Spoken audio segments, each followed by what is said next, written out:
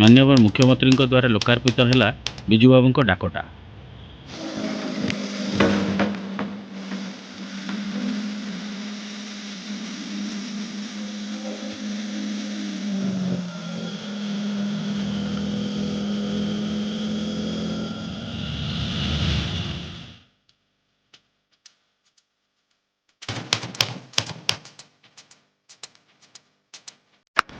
Dakota Dakota ना शुणिले मन पड़ जाए भूमिपुत्र बिजू बाबू कथा।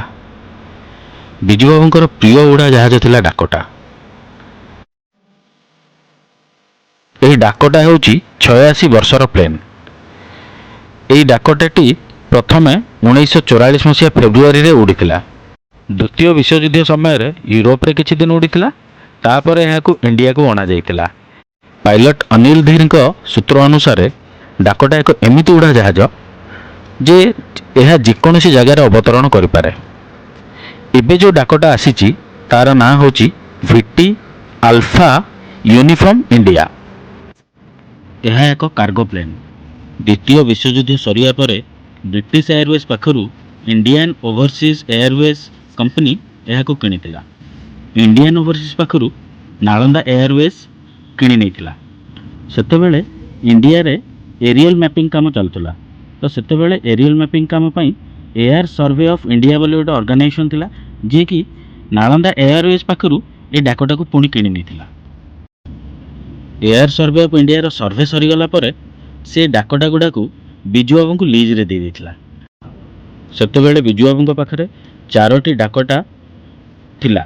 से कलिंग एयरवेज बैनर रे ताकू फ्लाए करूथले। एयर सर्वे ऑफ इंडिया पाखरु डाकोटा गुडा आनिबा पर बिजू बाबू पाखरे सर्वमोट 14टी डाकोटा हो जाइथिला। एही डाकोटा को बिजू बाबू 27 मास जाके उड़ाइथिले। तेणु एही डाकोटा रे आम बिजू बाबू स्मृति निहाती भाव में बहुत सारा अच्छी। एही डाकोटा सेतेबेले इंडियन पोस्ट पई डाक बुहा बोही काम करुथला।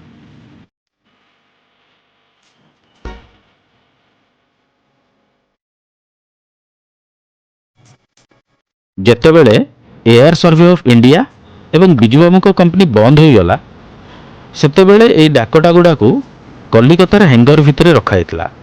पाखापाखी एटा 50 रु 55 वर्ष होला पड़ी रही। कोलकाता एयरपोर्ट जितेबेले रिनोवेशन हैला सेतेबेले एयरपोर्ट अथॉरिटी ये सब डाकोटा गुडा या अन्य जेकोसी खराब प्लेन गुडा थिला ताकू बिकी देवा को बाहर थिला। सेतेबेले पायलट अनिल धीर आप्राण उद्यम करथिले कि डाकोटा को ओडिशा सरकार को नजर को अणा जाऊ एवं ओडिशा को फेरई आणु कहीं एथिरे बिजू बाबूंकर बहुत सारा स्मृति रही एवं ओडिशा सरकार को सहयोग रे डाकोटा आज आम गहन रे। जदि आम वीडियोटी आपन को भल लगी तेबे आम चैनल को सब्सक्राइब करंतु एवं वीडियोटी को लाइक करंतु। धन्यवाद।